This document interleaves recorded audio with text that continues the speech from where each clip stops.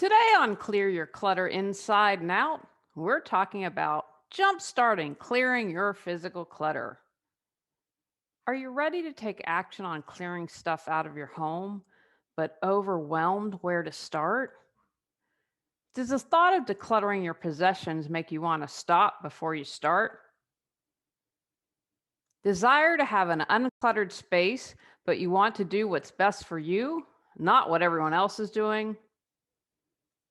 Learn how to clear physical clutter as we begin our month focused on 3 actionable steps to declutter your life. Do you control your clutter, or does your clutter control you? On Clear Your Clutter Inside and Out, we'll teach you awareness as well as action steps to create change in your life. Come on, let's get started. Hey everyone, happy June. Well, the good news is by the time this airs, we will be in the process of moving. Not quite there yet. We made a big decision at this moment. As I record this, we don't have a home, but we just said we've got to get going on this. So we're going to rent if we don't find a place. So that has been a huge stress reliever for me. So, little crazy June. I'm still going with my visualization of July 4th being in a home and settled. The entire month of June is going to be focused on decluttering your life with 3 quick actionable steps. I did a newsletter on clearing physical clutter with 3 actionable steps and got a lot of good feedback that it was really helpful. So I thought, that would make a good podcast episode. And I also like having a month. For a while, for a few years, I did 10-minute decluttering tips that I wanted. What can you do in a short amount of time to get you going? Now, with all these tips this month, I don't think that you're going to be able to clear everything, but it's more about jump starting to get you going. Because if you've been stuck, if you've been stagnant and you haven't wanted to move, this is going to get kind of like the jump in your car, get you started to get going. You can absolutely do more, but this is really designed to kind of get you started in what will support you the best, and then having a framework and idea. Okay, you know what? I did these 3 steps. I need to continue with this, maybe tweak this one and find a new step. These episodes were also inspired because, as I shared at the beginning, we're going to be moving in June, and I was having a meeting with my mastermind partner, Wendy. And we both have businesses and do a mastermind. We do a check in and then a full meeting once a month. And we started this in 2020, and it's been extremely helpful. And she said to me, I know you haven't found a house, but how about if you rent a place until you find a house? And because I'd been so stressed out, had so much going on, like it never even occurred to me, duh. Although it's been interesting, there are corporate apartments booked, Philadelphia, West Virginia. And I said to the woman, Philadelphia, West Virginia. And she said, yeah, but we're 45 minutes from Pittsburgh. We're off the freeway. They're near a place called the Highlands, which basically, I think the Highlands probably has everything you need. And so, still in the process of doing that. It's going to work out. But when Wendy suggested that, that made me take action. That was what I needed to jumpstart to get going. And I believe when you commit, when you put the energy out there, then the universe, God, whatever your term is, steps up to conspire with you and to support you. So it was Wendy saying that and jump starting, and we're saying, okay, we have a date. We're going to trust the process and we'll get going. But it was an action that I could take, and also asking for support to get moving. So that's kind of what these are designed for and why they were inspired. Today, we're going to talk about physical clutter and 3 action steps to get started. There are obviously a lot of tips I can share. And throughout this episode and every episode this month, I really tried to think about what could easily get you going. What are 3 things that the majority of people would be able to do?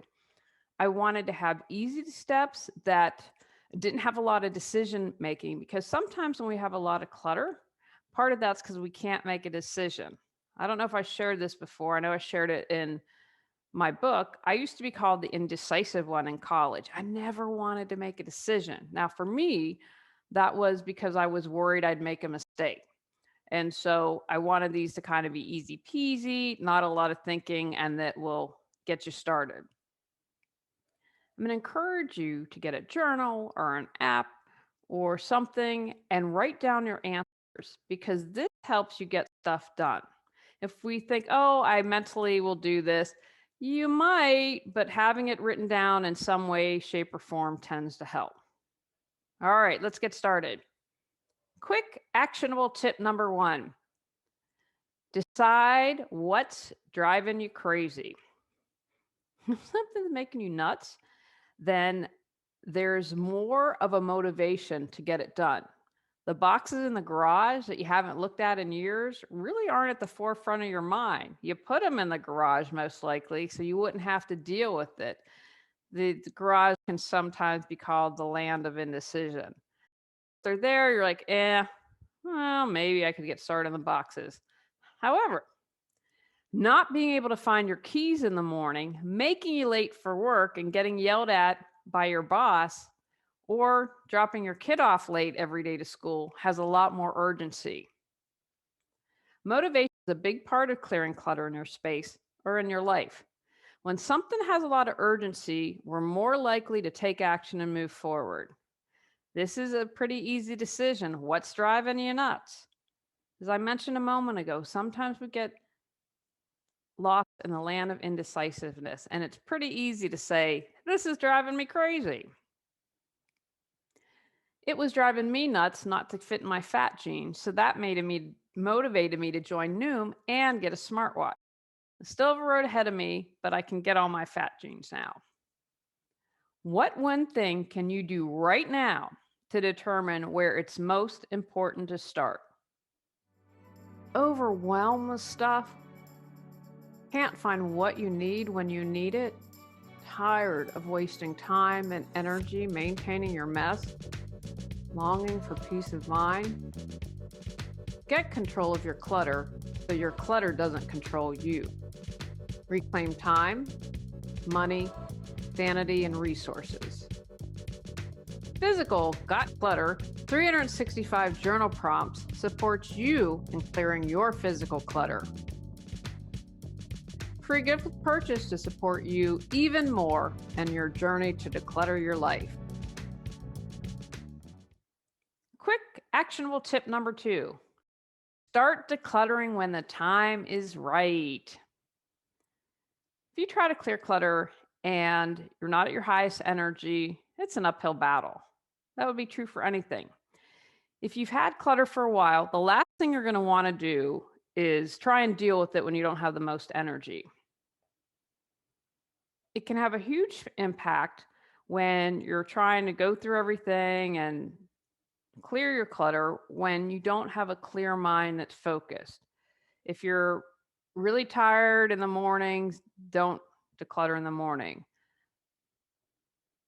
You can usually save time because you're not going to take a break to get a snack or feel like every decision is whether or not you want to write the Declaration of Independence, right?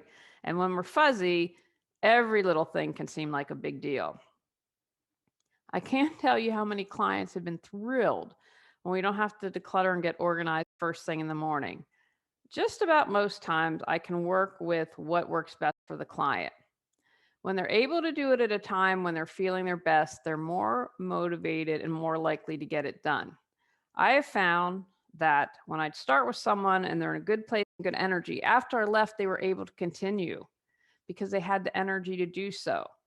Remember, everything feeds off of everything. So if you're doing something at a good time for you and you start, that energizes you and gives you kind of a little push. You can go even further. Be amazed at how much tackling your more challenging stuff at the right time can make a huge difference. I'm not a morning person, and I always made myself exercise in the morning. I hate it. Now, for a while, I was a morning person, and then met my husband, got married, and he works a shift swing schedule. Although last night I'm like, I'm out by 10. I'm really tired. But for the most part, I'll stay up till 11, sometimes midnight, just until he comes to bed. And so my schedule has switched a little. But so after the schedule switch, I tried to do it in the morning. I just didn't have the energy or the motivation. So guess what? How many times do you think I skipped exercising? So now I found that my sweet spot is between 11 a.m. and 2 p.m. I get to take a break from work. Again, I'm not able to do this every day. It depends on my schedule and what I've got going on. But I've also learned as I've gotten older, I don't jam pack my schedule. So I usually get a break from work. I work up a little sweat. It clears my mind. I've been walking a lot in the neighborhood, so I have a lot of nature. And it keeps my brain from getting that afternoon slump of mushiness. What one step can you take right now to determine the right time to begin? Quick actionable tip number 3, break down into manageable tasks. I know you've heard this before, but you'd be amazed how some people want to go from 0 and 60 and then they burn out. If you have to declutter your entire home or a huge chunk, you might be paralyzed. If I thought I had to declutter an entire home, I'd probably binge watch a TV series. We're done with Married with Children right now, or no, Married at First Sight. We've been binge watching that, stopped with the ninth season. And just a side note about that, I think it is a really good show to watch because you can really see a relationship. Yeah, I think things are heightened for drama for TV, but we will use it and say, hey, what do you think of this? And how can I be a better spouse? So I highly recommend it. It's kind of not quite free marriage counseling, but you can, if you're paying attention and you have a partner, it's a good thing to practice on. People tend to have clutter overwhelm, and with good reason. When you break stuff down into manageable tasks, your to-do list is more likely to get done. You feel a sense of accomplishment and pride, and you build your confident muscles. Every little positive action you take sets you up for success. I'm going to go with another health example again. This has really been on my mind lately. If I thought about my goal to lose 30 pounds this year, I'd sit down and eat a bag of chips. I would. I'm just keeping it real. Instead, I break down what I need to do in manageable tasks by day or week. So one day I'm going to plan the meals for the week. My next task is I write out the grocery list, and then another day I go to the store. I take it 1 week at a time. I write my water and my exercise. I have in my planner a little habit skills, and they've got little circles so I can write those and mark them off when I do them.